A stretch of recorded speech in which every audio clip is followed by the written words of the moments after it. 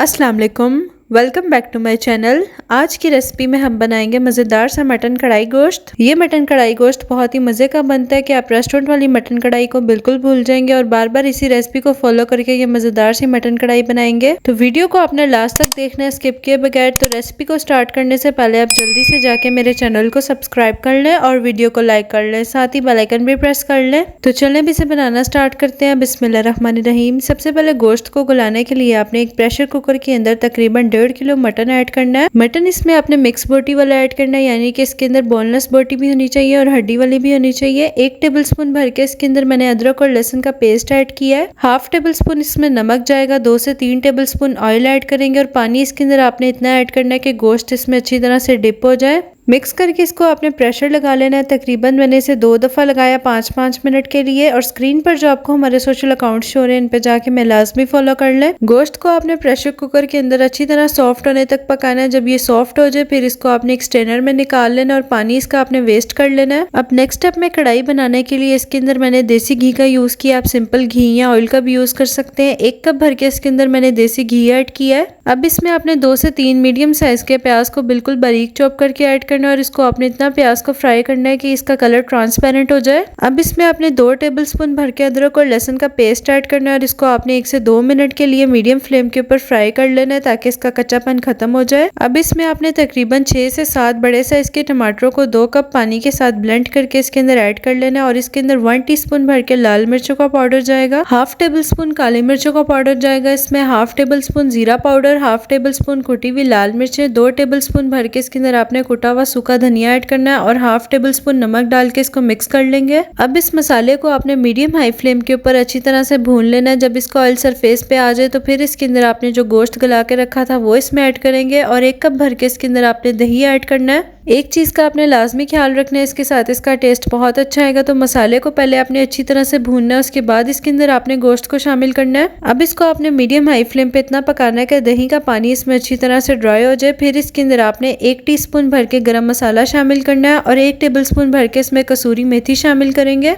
कसूरी मेथी को आपने इस तरह से हाथों की मदद से मसल के ऐड करना है और 1 से 2 टेबलस्पून भर के इसके अंदर आपने लेमन जूस ऐड करना है। ये क्लिप इसमें से मिस हो गया तो आपने लाजमी ऐड करना है। इसमें अच्छी तरह से इसको मिक्स कर लें और अगर आपको वीडियो अच्छी लग रही है तो लाजमी जाके लाइक और शेयर ज्यादा से ज्यादा करें ताकि हम आपके लिए मजीद अच्छी अच्छी वीडियोस लेकर आते रहें। अब लास्ट में इसको गार्निश कर लें हरी मिर्च, अदरक और धनिया के साथ। धनिया आपने इसमें ज्यादा सारा ऐड करना है। तो ले जी, तैयार है मजेदार सा मटन कढ़ाई गोश्त। बहुत ही मजे का और लाजवाब ये मटन कढ़ाई गोश्त बनता है। तो लाजमी बना के ट्राई करें और फीडबैक शेयर करना बिल्कुल भी ना भूलें। वीडियो को लाइक और शेयर ज्यादा से ज्यादा करें, चैनल को सब्सक्राइब कर लें। Thanks for watching. Allah Hafiz.